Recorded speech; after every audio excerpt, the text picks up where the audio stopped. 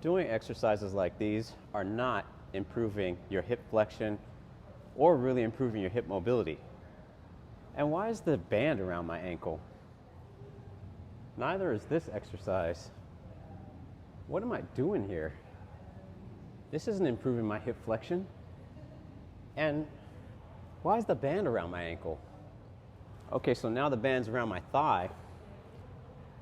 But what am I doing here to actually improve my hip mobility? Really?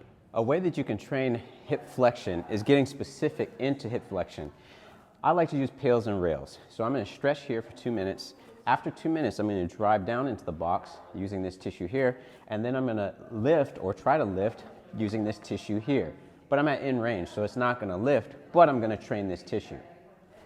You can also use an exercise like lift-offs, where you're trying to train the hip flexors closer to in range by lifting off a box or a step.